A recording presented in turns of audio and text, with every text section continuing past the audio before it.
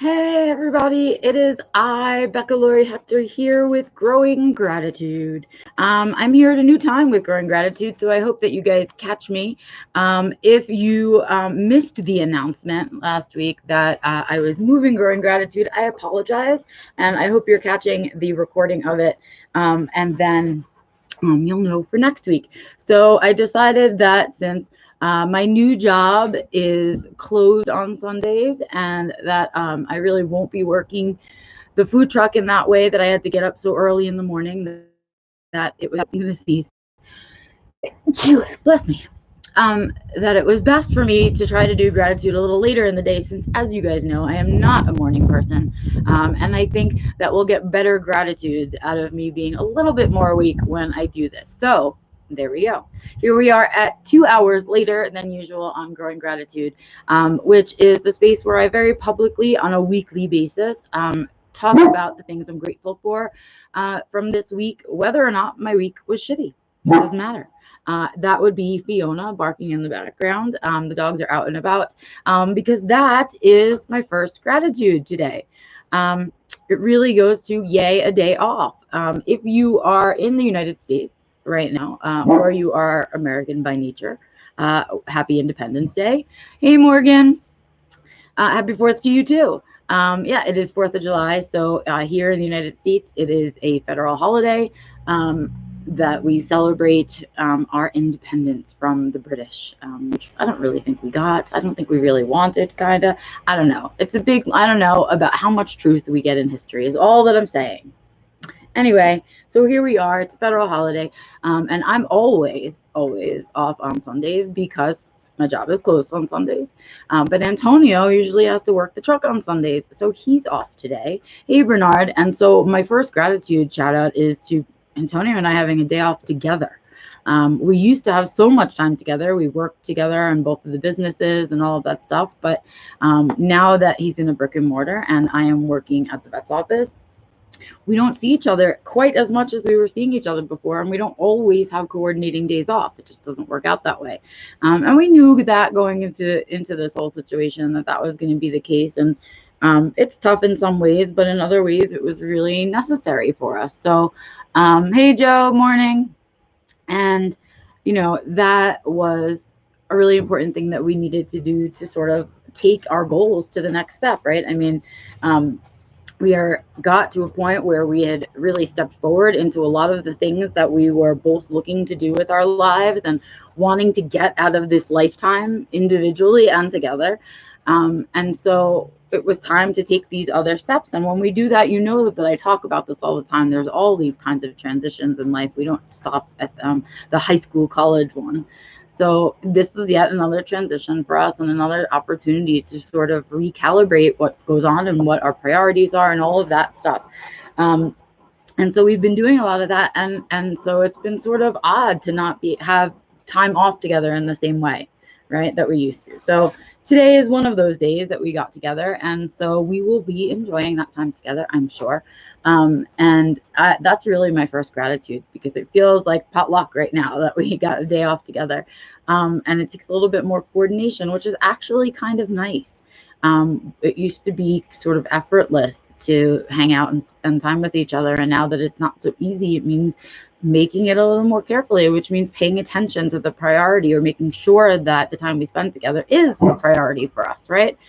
So kind of cool how that sort of worked out that way. And let's see, what else is going on?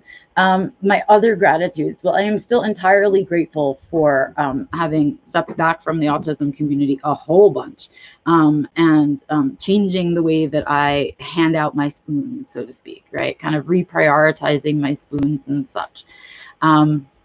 I see that I might be lagging a little bit. I'm sorry if the internet goes in and out. I'm not in the greatest spot in the world, but also our internet has been poo lately. So some of it is me, but most of it is that the internet has been poo.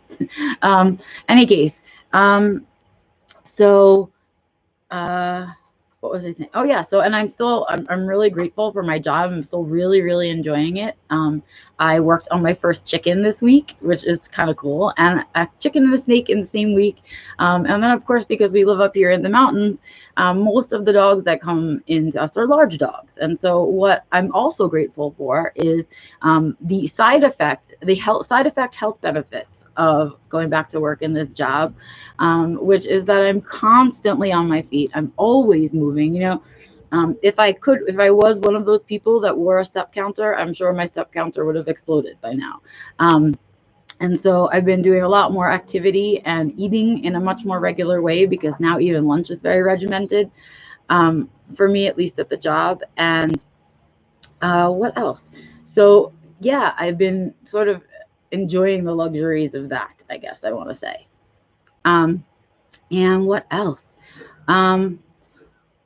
Yeah. Oh, so sorry, I got really distracted by the lag. I'm gonna have to stop watching it. If it's really bad, I apologize.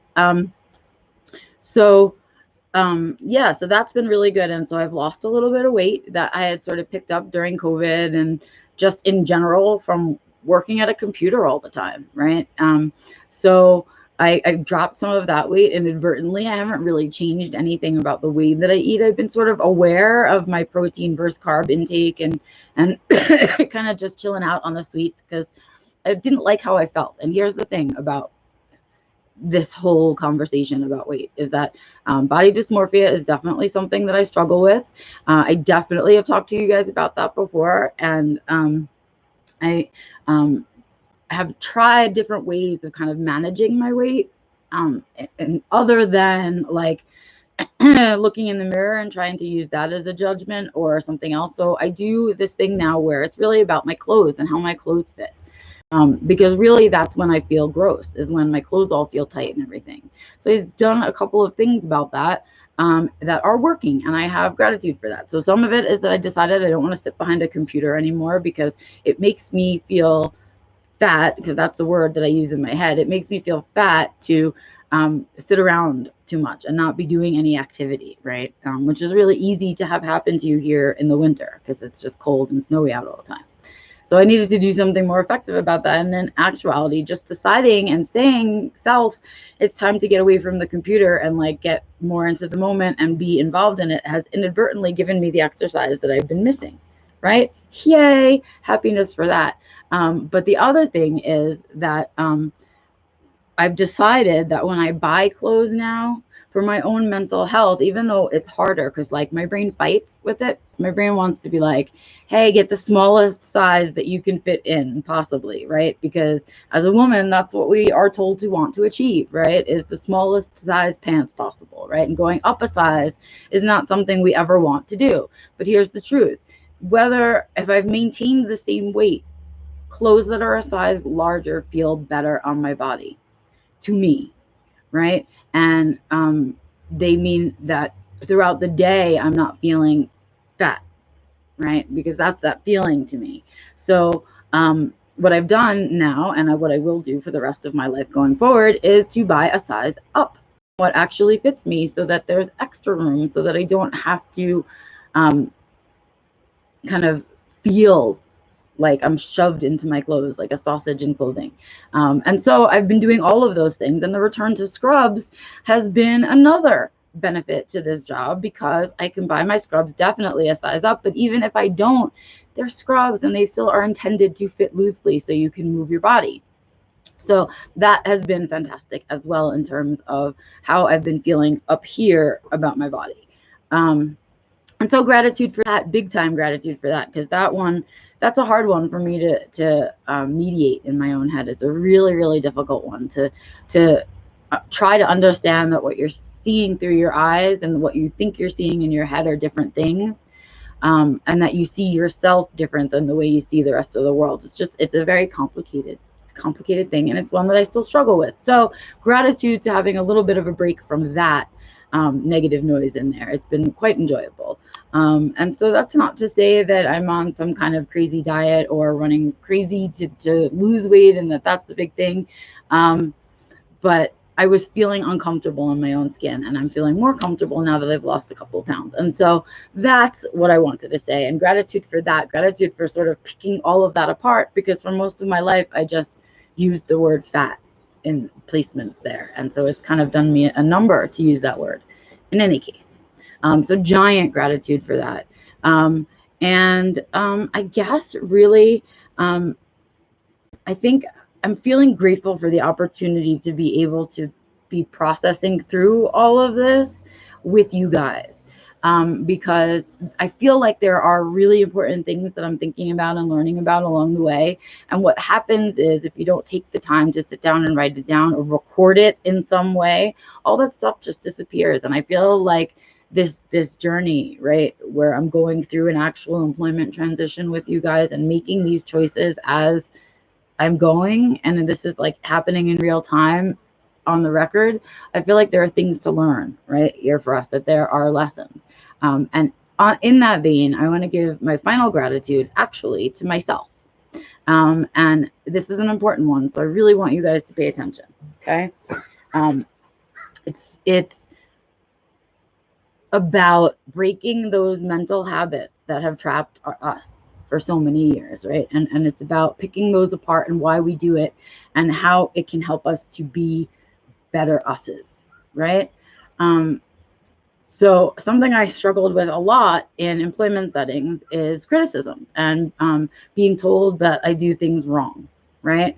And the reason for that, which is obvious to me now, is because everything I ever did anywhere for most of the early years of my life was wrong, right? I was corrected on those things. I was corrected on my joy. I was corrected on my interests. I was corrected on my feelings about things. I was invalidated about my reality and all of that stuff. And so by the time I was employment age, I had a big old chip on my shoulder about people like picking on me and picking at me, right? And I also still had no diagnosis. And so I didn't understand where it was coming from or how to fix it or how to understand it or anything, right? And so over the course of employment, something that I've always struggled with is sort of like during that initial phase, you know, you want to put your best foot forward, right? You want to work really hard, and you don't want to make any mistakes, and you want to show them, right, your other employees and the people that hired you, that you were hired for a good reason, right?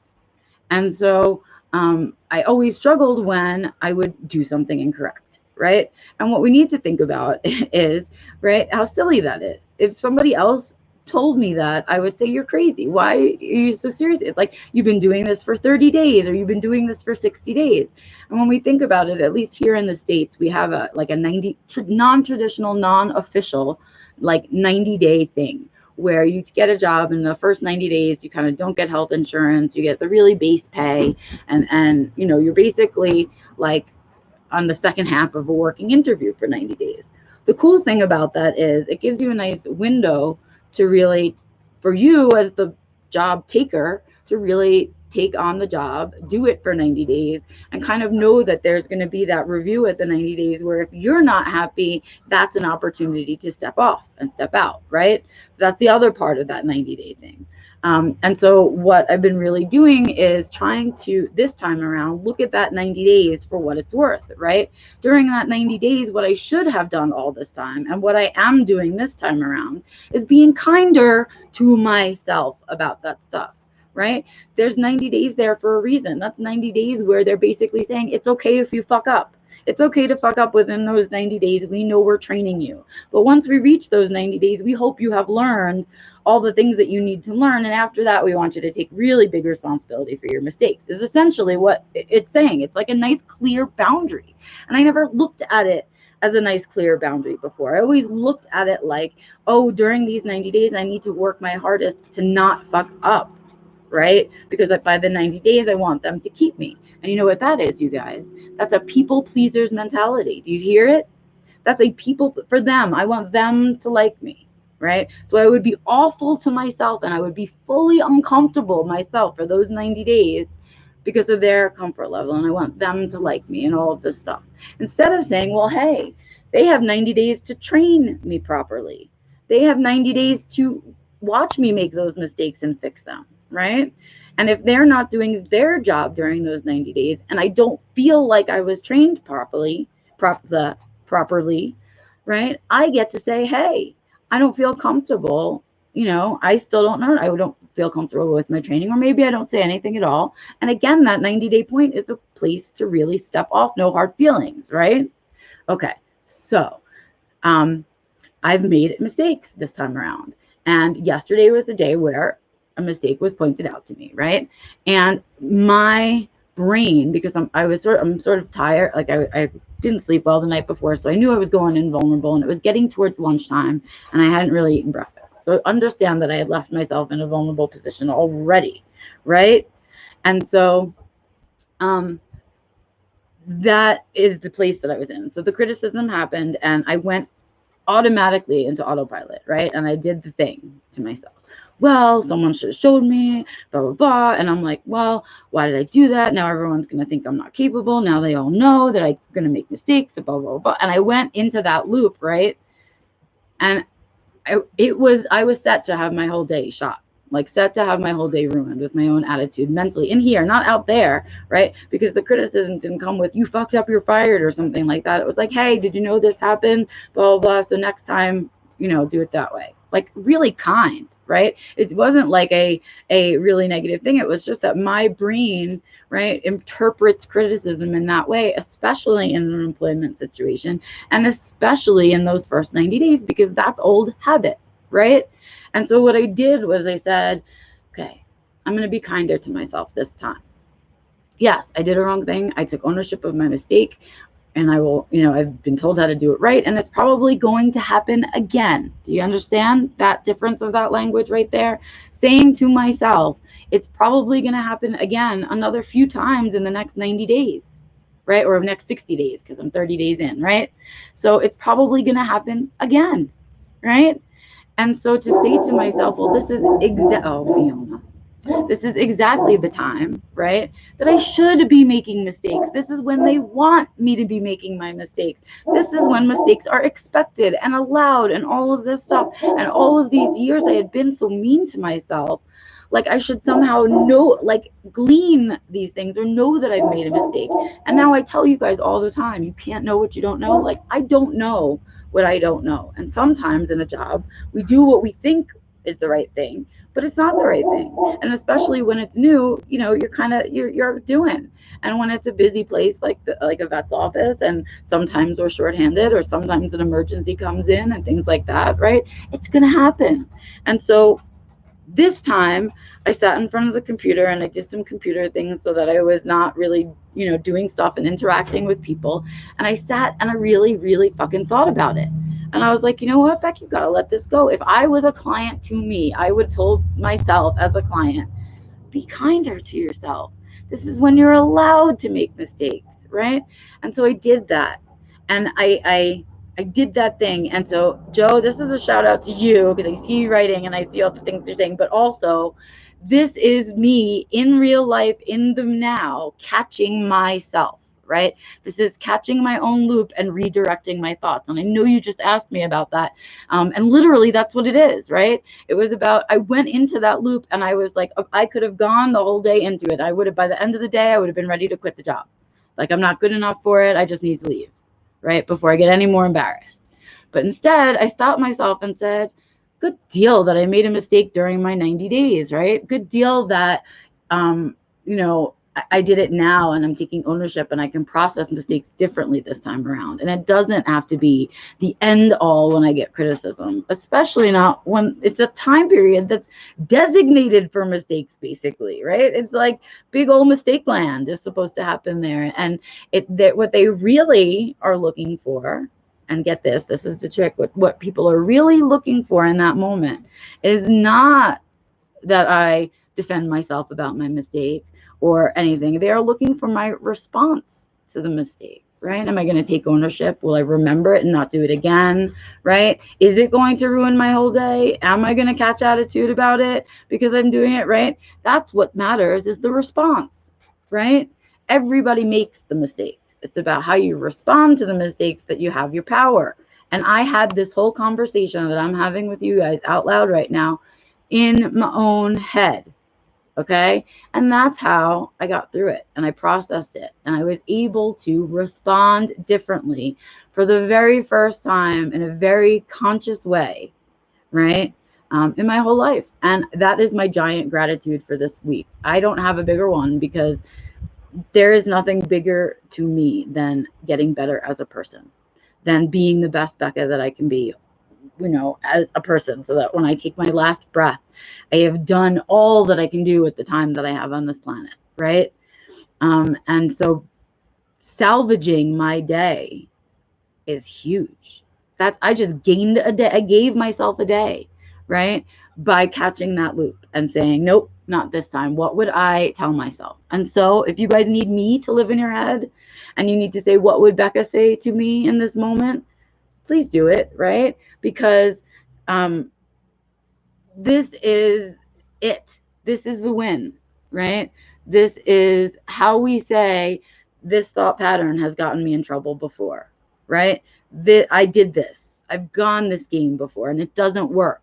And insanity is doing those things over and over and expecting a different result. And I'm not going to get a different result. It was about acknowledging that. It was about being real with myself and honest with myself and saying, I'm having a really shitty response to this criticism. This is old hat. This is old habit. These are old thoughts. I don't have to feel this way, right? And that is new. And that is doable. Because if I can do it, and I am a stubborn Taurus, if I can do it, you guys can do it. I got real stubborn about my own bullshit. I was so tired of my own bullshit. And I got dug in and I got stubborn with myself. And that's what you need to do. When we want to catch our thoughts, we want to reroute ourselves, we want to kind of take control of the way we respond to everything, because that's where our power lies, right? And understanding that makes us a cut above folks that don't even want to think about these things, that don't want to be their best selves, that aren't even trying, right? And so when I talk about the people that just can't, it's those people that don't even want to make the mistakes so that they can learn from them. I don't want to be that person. I want to make all the mistakes in the world so that I can grow and learn more. And that's who I am inside, right? And I don't need that hard shell on the outside anymore. Not if I want to put my authentic self forward. I don't need that hard shell that needs to be protected from criticism. I love myself and value myself and prioritize myself enough to say I'm human and I can make mistakes, but I can learn from them. And I don't have to take those emotions with me. And yesterday I salvaged almost an entire day that would have been mental torment for me. On the outside, I would have functioned perfectly normal, and you guys know that, right? But on the inside, I would have been dying. And I saved myself that, and that saved me spoons. And that means that today, on my day off with Antonio, I'm not exhausted and depressed and all of those things, because I took control of my response. And I did it. I wanted to replay all of that for you guys because I want you to know that I'm doing the same work that I tell you guys to do. And I'm doing it because it fucking works. And so here you go. Okay. And it does feel that way. It feels like work, and it should. If it doesn't feel like work, you're not really trying. That's it. So that is it for gratitude for me today. My back is on fire because the sun is directly hitting me in the head and back. And I am going to go enjoy the day off with my dogs and Antonio, and the outside being a gorgeous day outside and all of those things. Thank you, Joe. I appreciate it. Joe said she's so proud of me, and I appreciate that. Though those words mean a lot for people who have lived our lives, not hearing them almost at all. And so that's a good one to me, Joe. It hit me right here. So thank you for that, because I'm proud of me. I'm proud of all of that work. And I'm proud that I'm able to also leave a record of it behind so that other people can learn from it too. We get to stop our own torture. We do. And so that's what I want to leave you with today. I hope you guys have an amazing rest of your Sunday. If you're here in the States, I hope you live somewhere with silent fireworks so that you can enjoy their beauty, but not their noise. If not, I hope you get to sort of find some way to enjoy the holiday. And if you are not in the States, enjoy your normal Sunday. And either way, my directions are as they always are. seek joy, create joy, share joy, all the joys, right? Do that with your Sunday. And of course, set some time aside to really very consciously acknowledge your gratitudes for the week, no matter how shitty your week was. Because that's really what growing gratitude is about. That's it for me today, you guys. Just a little news, I guess. The recording of the decision-making seminar is now up for purchase on the website if you missed it live. It was a really good one. I really enjoyed doing it. I can't wait to give it again. I hope someone asks me to do it for a presentation or something, because I really liked this one. And I think it's really important for us to think about. So go check that out. That is on my website. It is BeccaLaurie, LORY.com. And while you are there, please feel free to use the contact page, which goes directly to me if you want to send me an email, your comments, your thoughts, some recommendations, and ask for resources, whatever it is that you need. You can also email me directly at info@BeccaLaurie, LORY.com. I love hearing from you guys. I love knowing what you're thinking. I love knowing if you're watching the videos and liking them. So thumbs up mean a ton to me. Shares mean a ton to me. Your comments mean a ton to me. Really, really love interacting with you guys wherever that may be. So if you're catching this on recording, go look for me out and about on the interwebs. I'm there, darn it. I will be taking the next few months off of seminars. And when I come back in September, you guys, I will come back with a seminar for September. And of course, I will be starting the next live run of Self-Defined Living. So get on that if you want to be on the wait list. I have the wait list going for September. And I'm happy to put you on the wait list as well as the scholarship list. Until then, I will kind of see you guys out and about on the interwebs. I will be back on Wednesday with the next Being Becca Live on Wednesday at 11 a.m. MST.